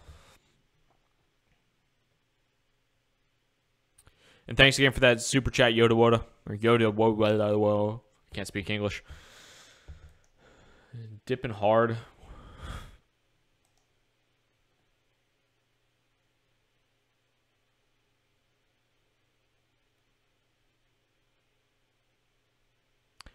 So Marcus mentioned you're based in New York as well. Do you have any recommendations for local meetups or whatever when you're in town? So I would recommend, let me pull this up here.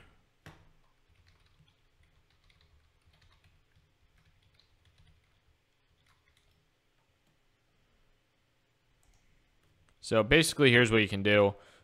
Pretty simple. Go to meetup.com. Just going to pop over here. So go to meetup.com, search, what do we have?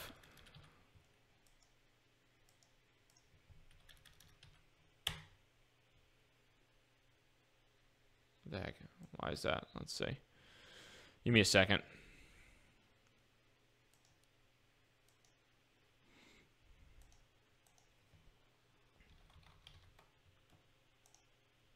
Here we go. So meetup.com is always solid. It's beneficial and it's nice, quite frankly, being in New York, because there's a ton of meetups that go on an almost daily basis. But you could search 2 miles or whatever, 5 miles. If you're not in New York, do it in whatever city is closest to you. And if there isn't one, honestly, it wouldn't be the worst thing to start one up on your own, but search something like blockchain within 5 miles of New York. So there's a career fair on Tuesday. There's a social Bitcoin meetup, show more. If I do something instead of blockchain, if I do Bitcoin, some other things happening there. So you can see there's crypto happy hour or crypto holiday happy hour drinks. You're stealing my branding, guys. What the heck? Reality Mixer, Frontier Tech, all that type of good stuff. There's Crypto NYC, NYC Ethereum. A lot of interesting things. I mean, you could do that. Let's say, who knows? I don't know if there's anything in LA. I'm not from the West Coast, but yeah. December 6th, cryptocurrency trading, how bots can give you an edge. December 7th, understanding cryptocurrency. So definitely something to check out is meetup.com.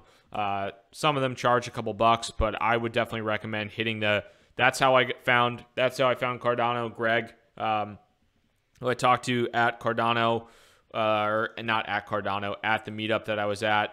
Was mentioning Cardano. Previously, I was talking to a bunch of people about Ethereum Classic. I didn't actually make the move on Ethereum Classic, but that was when Ethereum Classic was $12. And the conversation at the meetup was, yeah, Ethereum Classic's about to spike. It's about to do this. It's about to do that. So if you're really interested in the space, meetups are a great place to learn people, and I would highly recommend, doing that.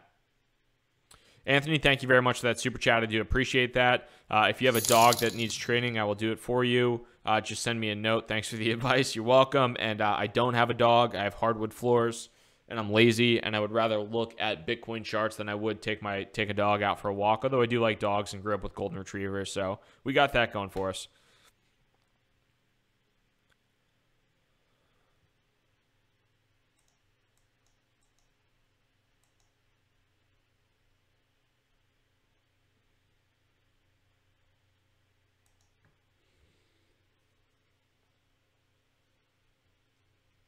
Somebody said Coinbase should just add all the top 10 coins. I do think Coinbase is being selective with who they're adding because they are a large company that is pretty open to potential regulation. And if they add anything that potentially could be a security, then they're really opening themselves up to a level of potential trouble. So I do think Coinbase is going to add more crypto assets. I think GDAX, if Coinbase doesn't first, GDAX might before them, because I think GDAX really wants to be, get more trading fees based off of more cryptocurrencies and get more volume, make more money.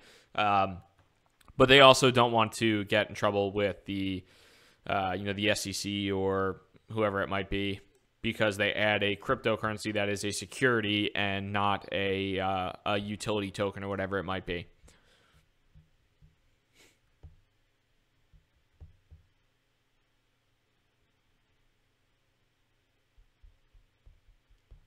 Why are so many altcoins taking such losses? So for the most part, I mean, it can change, but if Bitcoin goes down heavily, a lot of the altcoins can take a pretty big hit. So if Bitcoin goes down quite a bit, if Bitcoin makes a big dip, Bitcoin might dip 5%, but the altcoins might go down 15, 20%, 10, 15, 20%. So that's something that I've seen happen on a continuous basis pretty often. Although on the other end of the spectrum, sometimes if Bitcoin goes up 5%, you might see the altcoins rally 10, 15%. So a lot of times when something negative happens in the overall cryptocurrency market with Bitcoin, as well as just the entire market, because of the size of the altcoins move a lot heavier than Bitcoin does, and they're lighter in volume, they're smaller market caps, so they just move a lot harder.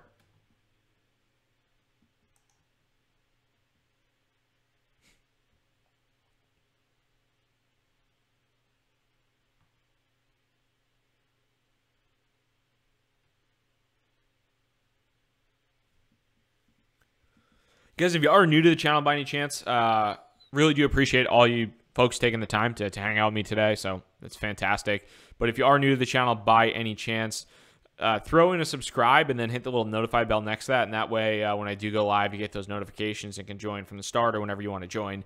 But would definitely appreciate that. And like I said, I always appreciate you being here. Just caught the beginner video. I've been doing some research and want to know about the Lightning Network for Litecoin. How does it affect Bitcoin? Bitcoin is potentially looking at I think Bitcoin is looking at the Lightning Network, and that's something that's being being examined. The interesting thing about Litecoin is that Litecoin is a lot of times almost like the test net for Bitcoin. A lot of times, new advancements that are being rolled out for Litecoin are rolled out a few months in advance of Bitcoin. So SegWit, when SegWit went live, I think that was like back in April with Litecoin. That was before SegWit went live with Bitcoin, which I think was in August or so, maybe late July, August. But SegWit happened on Litecoin before SegWit happened on Bitcoin. SegWit or the Lightning Network is kind of being tested right now on Litecoin, and will most likely be live on with Litecoin before Bitcoin. So something to keep in mind. In a lot of cases, that's what people derive some of the value out of Litecoin for, as a test network to Bitcoin. Do I do podcasts? So typically, if you are, what I do, so I don't really do dedicated podcasts. What I do is the videos that I record on a daily basis, I typically will just convert the MP4 to an MP3 and then upload that to the Apple podcast and then to Android as well. So that if you want to listen to the video or if you want to watch the video, but you're traveling or whatever and you just can't watch a video or you don't want to suck up all your phone data, you can listen to it instead of watch it. So I'm in the Apple podcast store or the podcast app, whatever. And then I'm also in, I think, a couple other Android. I'm in the Android, the Google app, and whatever else as well.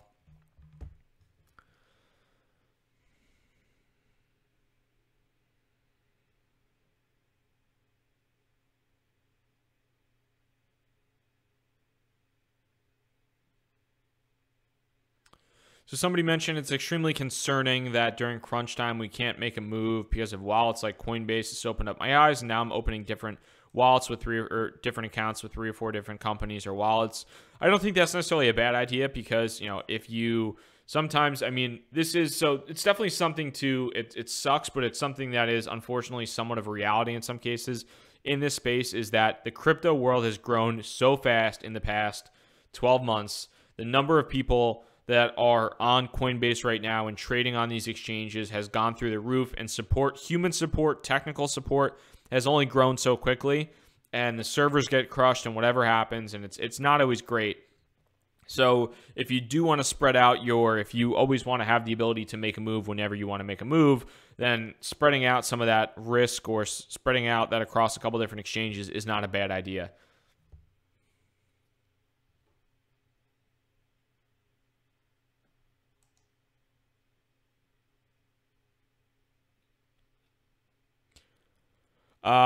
Did I profit on Cardano or did the free fall hit? I took profits. I took profits.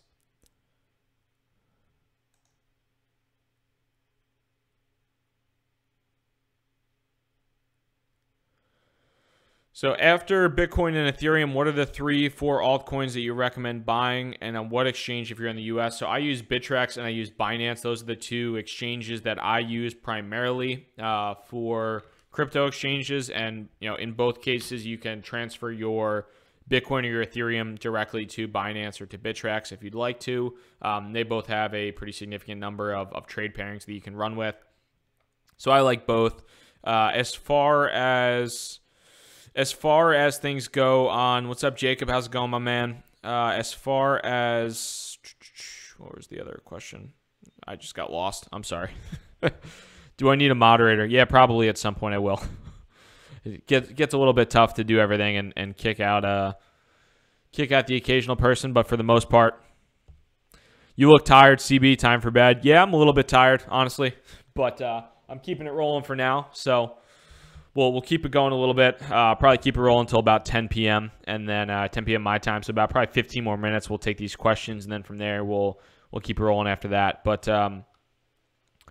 so somebody mentioned if there are 400,000 ICO users for ETN, it's going to be interesting. I would, I know there's probably a decent amount of people maybe that own ETN in here, who knows, but Crypto Check, it's a Yeti Blue microphone. It's pretty cheap. It's like $100, $150, something like that. Yeah, the miners can trade Electroneum, but The people that invest in the ICO can't. If I were a betting man and I could short Electroneum, I would probably short Electroneum right around the time it gets listed.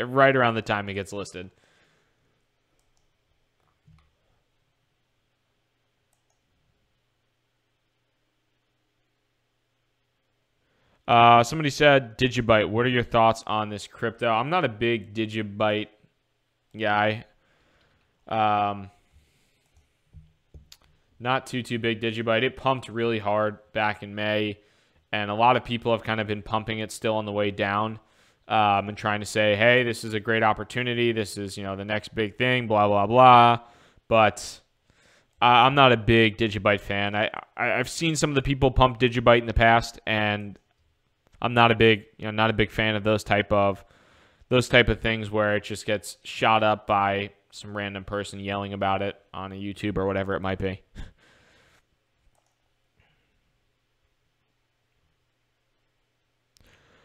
Thank you, Rudolph. Appreciate that. The 3-4 altcoins you would recommend investing in after Bitcoin. I think after potentially Bitcoin or Ethereum. I don't have any money in Dash, but Dash has crushed it. It's pretty much at an all-time high, so that's something to consider. But Dash has crushed it. I wish I invested money into Dash, but I did not. If we're looking at larger market caps, I think Dash is interesting. I think IOTA or Monero is fairly interesting. That's another one I would definitely check out. Cardano on the pullback might be interesting if that can actually gain some legs moving forward. And Zcash, I made a decent sized bet into Zcash recently. That's under $1 billion in market cap. I'm looking forward to that potentially making a nice move upwards. So a couple of the ones, that I've kind of considering evaluating: Dash, Monero to maybe a lesser extent, IOTA. It's pretty close to its all-time highs, as is Monero though. Cardano is down 28% from those all-time highs. And like I said, Zcash down 20% from the all-time highs as well. So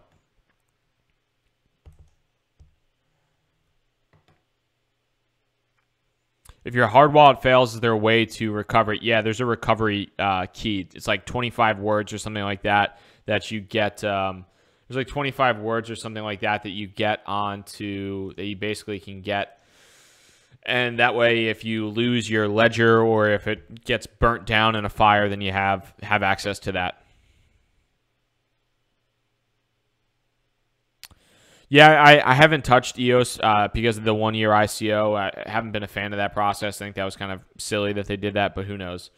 Somebody keeps saying Bitcoin bull trap. Maybe not. I'm holding my Bitcoin for the time being. So, yeah, who knows?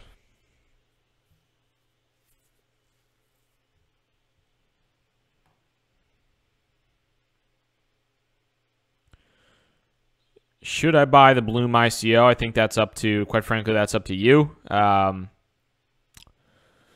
what you want to do. I mean, ICOs are inherently risky, even in a lot of cases more so risky than regular crypto is, or crypto beforehand.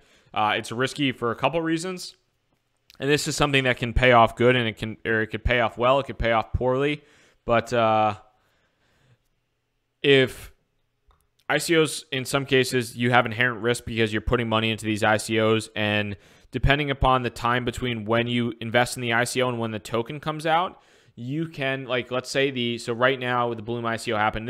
I'm just talking about Bloom because it was mentioned here, and then as an ICO example. But if you put your money if you put 5 Ethereum into the Bloom ICO or to any ICO, and that gives you, let's say, 5,000 tokens, and the price of Ethereum between now and when the tokens actually get released, let's say it's in a month on January 1st, the price of Ethereum goes up 50%, then you get, then your token value technically will probably stay the same, or at least stay kind of relative to Ethereum, and you would have been better off holding Ethereum. So that's one of the somewhat risks. Alternatively, when the price kind of dropped crazily today, I took some of that Ethereum and actually used that to buy into the ICO, so it kind of almost shielded that a little bit. But something to see as far as it's an opportunity cost there for sure. NXT.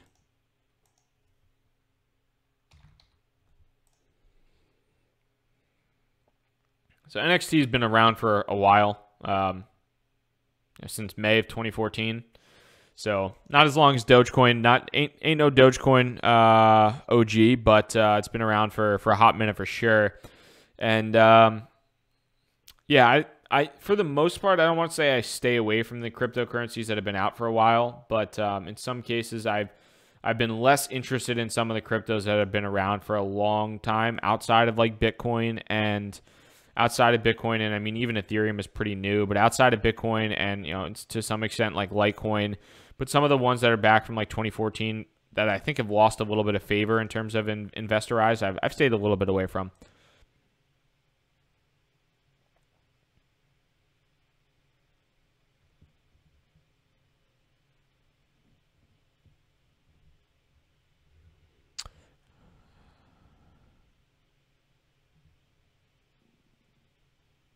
So let's see here.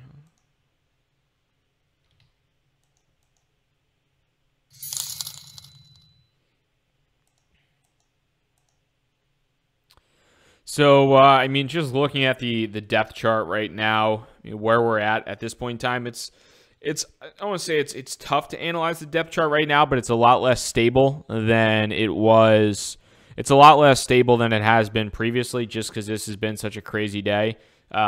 The buy and sell walls aren't as pronounced, I think, as they typically are, at least from what I've noticed. Like, we've gone from 11,000. Let's pull it up. We've gone from $11,000, $11,500 all the way down to $9,000, $8,500, back up here to $10,000 something dollars. So the buy and sell walls are definitely not as pronounced as they might be. Typically speaking. So it's a little bit, I would say, harder to analyze just because this has been such a fluid market that I've seen. But can I look at the Giants depth chart? Geno Smith taking that starting job. I know I'm in New York, and it's really funny listening to people calling to the New York sports radio stations crying about Eli Manning. As a Jets fan, it gives me joy. But, I mean, looking at the overall market, looking at the depth chart here, I mean, depending upon what you're looking at, obviously a pretty big, a decent, I don't want to say a pretty big. It's, you got a 200 Bitcoin sell wall at $10,500 right now. If it goes through that, there's not a ton of resistance up to, 10,000, really, maybe $40 after that. So, I mean, what I've noticed, and obviously what a lot of people notice, is you get past one of these sell walls, and then Bitcoin runs real quick upwards, and then it might pull back a little bit, but it's almost a guarantee in a lot of respects to once it gets past, if it gets past $10,500, gets to $10,501, it's going to run all the way up here to this number unless a big sell order comes into place and knocks that back down. But yeah, I don't know if there's anything specifically there that you need some thoughts on in general.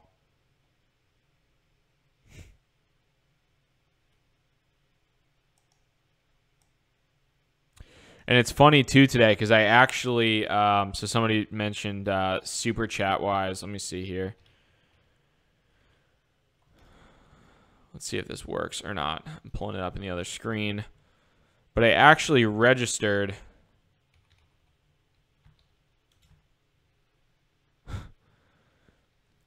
So I actually registered Crypto Bobby. I bought the Ethereum domain name CryptoBobby.eth. So I now own CryptoBobby.eth. And if you ever want to, I bought CryptoBobby.eth for a whole $4.47. And you can actually do that. I did that on my Ether wallet, but they're now Ethereum domain names or ENS ETH addresses. So if you want to, if you ever want to send me Ethereum or ERC20 tokens for whatever reason, you just love me so much that you want to send me all of your Ethereum or ERC20 tokens, I think you can literally type CryptoBobby.eth into the address and that'll automatically reroute it to my address.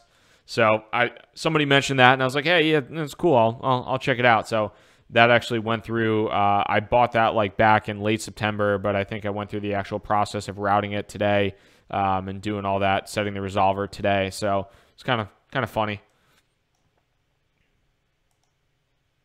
But good old CryptoBobby.eth is now owned by yours truly.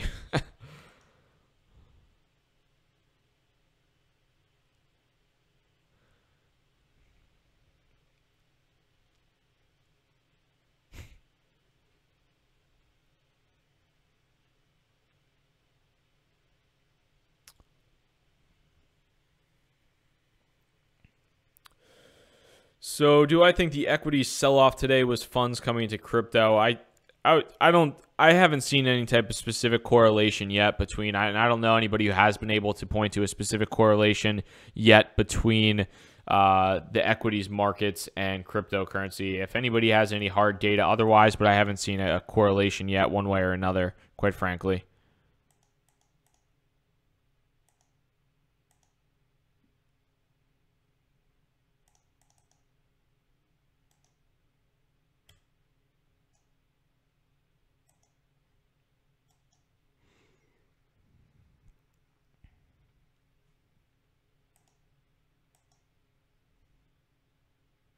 Thoughts on Steam. So I've been posting on Steam for a while, quite frankly. I put a little bit of money into just getting Steam Power because I wasn't really sure what too much of it was, but I've randomly started to get some upvotes on Steam, which is kind of cool. If you don't follow me there, you can shoot me a follow. I'll post the link there, but I've randomly started to get some upvotes on Steam. There's like one person out there. I don't know if maybe you're watching. If you are watching, thank you very much. But there's like one person that's powerful in Steam and upvotes some of my posts, and I've gotten like $83 from a post and $97 from one. I think part of it goes to the person that upvotes it and some other stuff, but I still don't fully understand Steam. To be honest with you, it's kind of more confusing than it should be, in my opinion, or at least how you make money from it. But and as far as investing in Steam from a pure investment standpoint, I don't know. I don't know if I necessarily do that, but I've been posting to Steam it, and it's kind of cool to get paid as a content contributor without all that stuff. So who knows?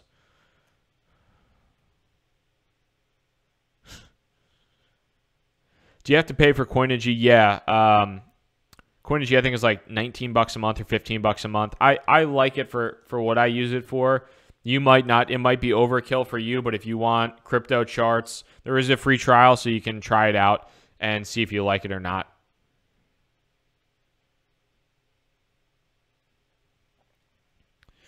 Why do I use Coinigy to always check the markets? It's just I like having all the exchanges on the left-hand side here. I like having a lot of the exchanges and basically being able to kind of quickly go between a month, 3 days, a year, be able to pull up certain things like to measure how Bitcoin has done in the past year, or I'm on Bitcoin, that it's been up 1,079% in the past year, whatever, the past 337 days. So I like being able to do that, kind of draw things quickly, write things quickly if I like to. So you can also set alerts through Coinigy. You can do a number of different things. You can run orders through Coinigy's API if you'd like. You can check your balances, all that good stuff.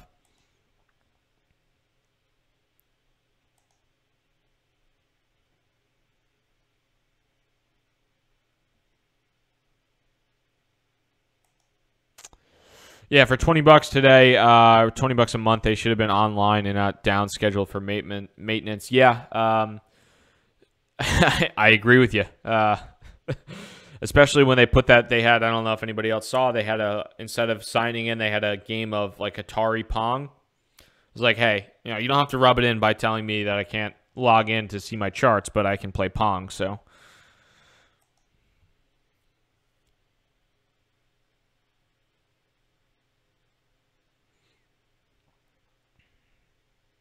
Have I ever sold something at a 90% loss? No, I haven't.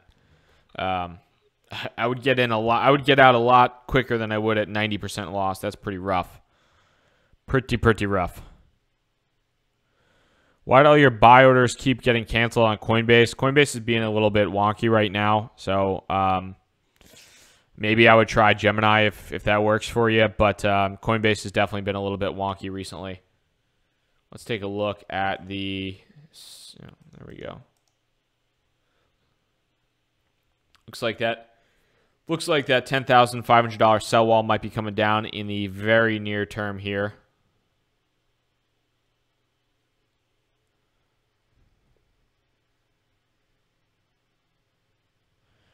Yeah, Jacob, there's TradingView is one, and then there's a couple other ones that take that are free. Yep. And as I said, the second it goes through $10,500, there's no sell at all after that, so it just runs straight up. And yeah, that's definitely something that kind of makes sense from a trading perspective too, to kind of continue to look at how that process moves. But yeah. Well, all right, guys. We've been going for 2 hours or so tonight. I'm pretty beat, especially after last night. Who's my favorite Jets player? Robbie Anderson right now, big fan of. He's got a great name too, Robbie Bobby. What's up, Robbie Anderson? If you're a crypto guy and you're watching this, I'll vote for you for the Pro Bowl. But he's my favorite Jets player right now. I also like Bilal Powell as well. But getting back into it, I'm probably gonna head to bed now, or just take a little bit of time to relax.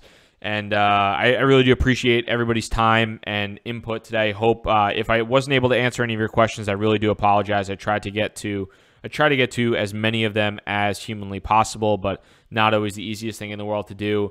So just do want to say thank you very much for all your questions, for all the super chats, everything like that. I hope you guys have a fantastic night, and good luck in the markets, whether they're going up or whether they're going down. Good luck. Hope you guys are doing great, and appreciate the time. Have a good one, guys. Peace.